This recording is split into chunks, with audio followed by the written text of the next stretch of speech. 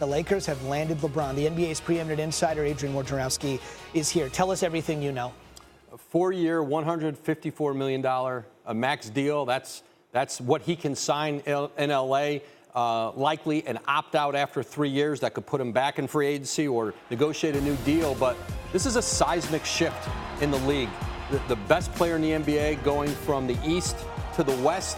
If you look through history with L.A., Kareem Abdul-Jabbar, Wilt Chamberlain, Shaquille O'Neal, all from the East to the West, all found their way to L.A. And now LeBron James tries now to 3 championships away from Michael Jordan to go to the place where, you are able to recruit the best players. And this is such a bigger play for him than just basketball and winning. His entertainment company going to Hollywood. In a lot of ways, it is the logical next step, maybe final step for LeBron James. And now the work for Magic Johnson, Rob Pelinka, to start building a contender around him. They don't have enough to compete with Golden State or even Houston right now. Maybe not even Oklahoma City. But you can rest assured now the Lakers are going to get more aggressive in their pursuit of Kawhi Leonard. They had held back in how much they had offered the Spurs for Leonard. Leonard's focus has remained unchanged, I'm told. Okay. He wants to be a Laker, and he'll be a free agent next year. He could potentially go then.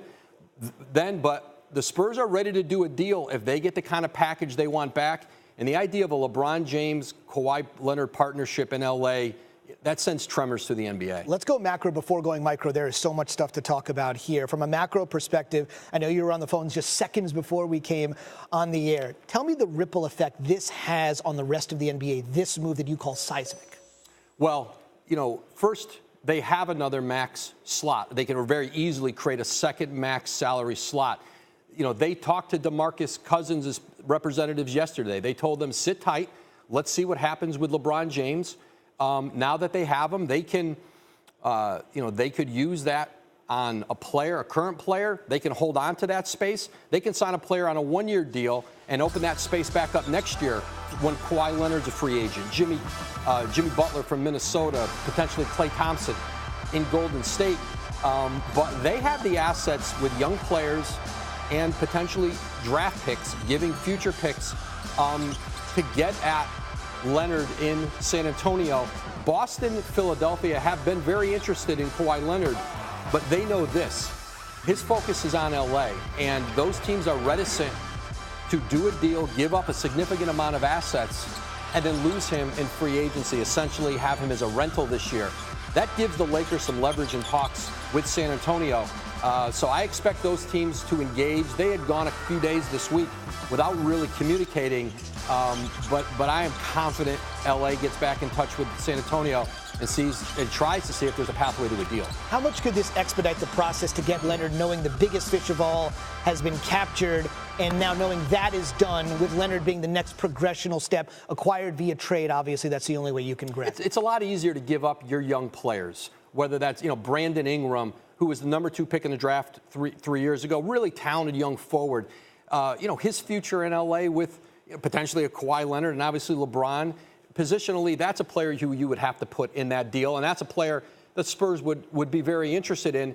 But draft picks have a little less value. You're going to expect now, if you're the Spurs, you're trading for an LA pick. That pick's going to be later in the draft, in the 20s, maybe mid-20s, based on the fact that it's going to be a really good Laker team. But they'll have to start building an infrastructure of veteran minimum players. Players have always wanted to come to L.A., and guys who maybe don't get the money they thought they'd get somewhere else in the market come on a 1-year deal to play with LeBron, potentially Leonard if he gets there. So it's always an easy recruiting pitch in L.A., but they've got a ways to go in team building to do this. Magic Johnson, Rob Pelinka, they're new at this game. And so, but they did what they promised when they took over a year ago. We're going to bring superstars back to L.A. Magic Johnson, from the beginning, we're going big game hunting, and they've landed the biggest of all.